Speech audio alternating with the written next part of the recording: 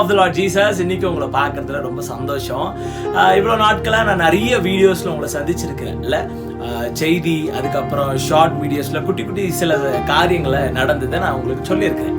ஆனால் இன்னைக்கு நான் உங்களோடு கூட சேர்ந்து பேச வந்திருக்கிற காரியம் சம்திங் சூப்பர், ஒரு நல்ல விஷயங்களை உங்களோடு கூட சேர்ந்து ஷேர் பண்ண வந்திருக்கிறேன். ஏன்னா என் வாழ்க்கையில் நடந்த ஒரு உண்மையான சம்பவத்தை இன்னைக்கு உங்களுக்கு நான் சொல்ல விரும்புகிறேன். என்னன்னா ஒன்றும் இல்லை, லாஸ்ட் சாட்டர்டே நான் என்ன பண்ணிட்டு இருந்தேன் அப்படின்னா, கொஞ்ச நேரம் ப்ரேயர் பண்ணலாம் அப்படின்னு சொல்லிட்டு போயிட்டு இந்த வாரத்துக்கு தேவையான மெசேஜஸ் நான் ப்ரிப்பேர் பண்ணிட்டு இருந்தேன். மீட்டிங்ஸ் போகிறேன்ல, ஸோ அதுக்கு ப்ரிப்பேர் பண்ணிட்டு இருக்கும்போது நான் என்ன பண்ணேன்னா, யூஸ்வலாக வார்ஷிப் சீரியஸ் போடுவேன். யாராவது நம்ம விசேஷமாக நம்ம ஃபாதர் பாட்டு, அதுக்கப்புறமா பென் சாமுவேல் அண்ணன், டேவிட் விஜயகாந்த் அண்ணன், அவங்க ஜெசந்தாக்காலாம் பண்ணுறதெல்லாம் கேட்பேன்.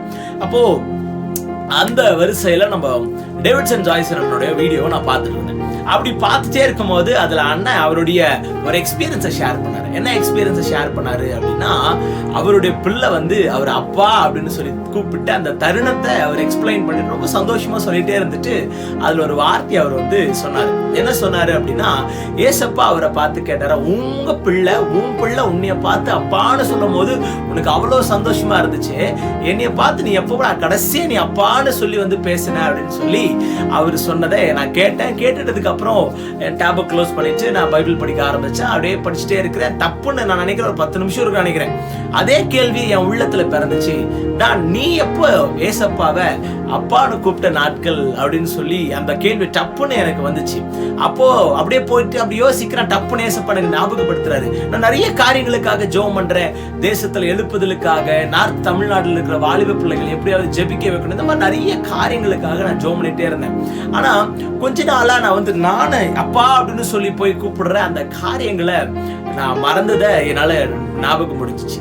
அப்போ நான் உடனே என்ன பண்ணிட்டேன்னா, பைபிள்லாம் க்ளோஸ் பண்ணிட்டு அப்படியே அமைதியா அப்பா சமூகத்துல போயிட்டு அப்பான்னு சொல்லி கூப்பிட்டு எனக்கு ஏசப்பா செஞ்ச எல்லா நன்மையும் நான் சொல்ல ஆரம்பிச்சேன். எனக்கு ஏசப்பா கடந்த நாட்கள் எவ்வளோ நன்மை, மனுஷர்கள் என்னை தள்ளின போது, எந்த மனுஷனை நம்பாத போது, என்னை குப்பையிலிருந்து தூக்கி கண்மலை மேல வச்ச காரியங்கள்லாம் நினைக்கும் போது அதெல்லாம் சொல்லி சொல்லி சொல்லி ஏசப்பா அப்படியே கொஞ்ச நேரம் அப்படியே அவரோடு கூட பேசிட்டே இருக்கும் போது எனக்கு ஒரு பெரிய சமாதானம் எனக்குள்ள நிரம்ப ஆரம்பிச்சிச்சு.